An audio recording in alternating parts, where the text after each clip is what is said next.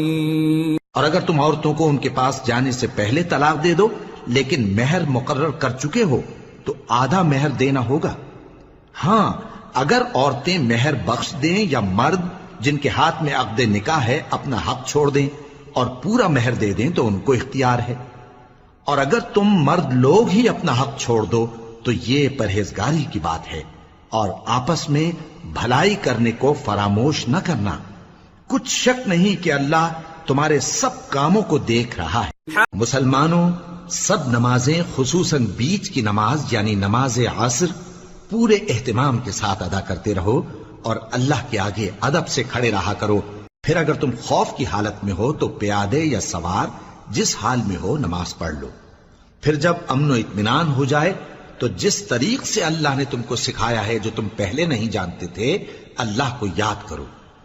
اور جو لوگ تم میں سے مر جائیں اور عورتیں چھوڑ جائیں وہ اپنی عورتوں کے حق میں وصیت کر جائیں کہ ان کو 1 سال تک خرچ دیا جائے اور گھر سے نہ نکالی جائیں۔ ہاں اگر وہ خود گھر سے چلی جائیں اور اپنے حق میں پسندیدہ کام یعنی نکاح کر لیں تو تم پر کچھ گناہ نہیں، اور اللہ زبردست ہے، حکمت والا ہے۔ اور مطلقہ عورتوں کو بھی دستور کے مطابق نان و نفقہ دینا چاہیے، پرہیزگاروں پر یہ بھی حق ہے۔ اسی طرح اللہ اپنے احکام تمہارے لیے بیان فرماتا ہے تاکہ تم سمجھو۔ بھلا تم نے ان لوگوں کو نہیں دیکھا جو شمار میں ہزاروں ہی تھے اور موت کے ڈر سے اپنے گھروں سے نکل بھاگے تھے؟ تو اللہ نے ان کو حکم دیا کہ مر جاؤ، پھر ان کو زندہ بھی کر دیا۔ کچھ شک نہیں کہ اللہ لوگوں پر مہربانی رکھتا ہے، لیکن اکثر لوگ شکر نہیں کرتے۔ اور مسلمانوں، اللہ کی راہ میں جہاد کرو اور جان رکھو کہ اللہ سب کچھ سنتا ہے، سب کچھ جانتا ہے۔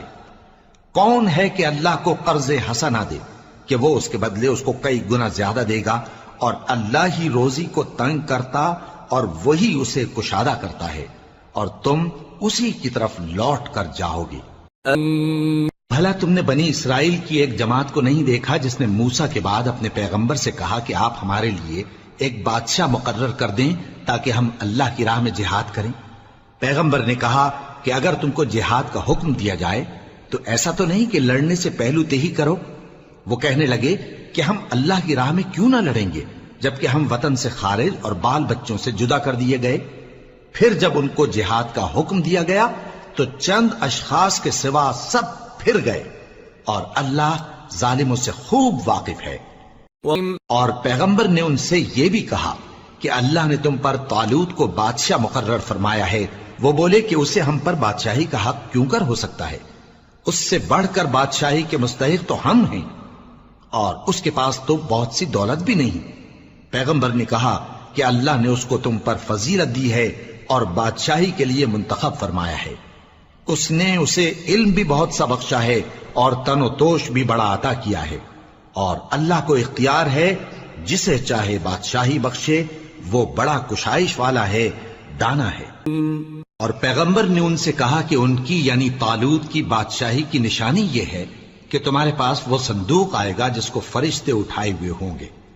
اس میں تمہارے پروردگار کی طرف سے تسلی بخشنے والی چیز ہوگی، اور کچھ اور چیزیں بھی ہوں گی جو موسیٰ اور ہارون چھوڑ گئے تھے۔ اگر تم ایمان رکھتے ہو تو یہ تمہارے لیے ایک بڑی نشانی ہے۔ غرض جب طالوت فوجیں لے کر روانہ ہوا تو اس نے ان سے کہا کہ اللہ ایک نہر سے تمہاری آزمائش کرنے والا ہے، جو شخص اس میں سے پانی پی لے گا اس کی نسبت تصور کیا جائے گا کہ وہ میرا نہیں، اور جو نہ پیے گا وہ سمجھا جائے گا کہ میرا ہے۔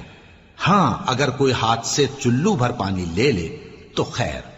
جب وہ لوگ نہر پر پہنچے تو چند آدمیوں کے سوا سب نے پانی پی لیا۔ پھر جب طالوت اور مومن لوگ جو اس کے ساتھ تھے نہر کے پار ہو گئے تو کہنے لگے کہ آج ہم میں جالوت اور اس کے لشکر سے مقابلہ کرنے کی طاقت نہیں۔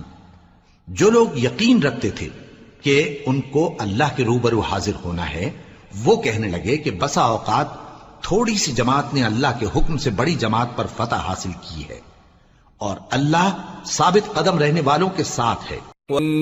اور جب وہ لوگ جالوت اور اس کے لشکر کے مقابل میں آئے تو اللہ سے دعا کی کہ اے پروردگار ہم پر صبر کے دہانے کھول دے اور ہمیں لڑائی میں ثابت قدم رکھ اور لشکر کفار پر فتح یاب کر۔ تو طالوت کی فوج نے اللہ کے حکم سے ان کو شکست دے دی، اور داؤد نے جالوت کو قتل کر ڈالا، اور اللہ نے ان کو بادشاہی اور دانائی بخشی اور جو کچھ چاہا سکھایا۔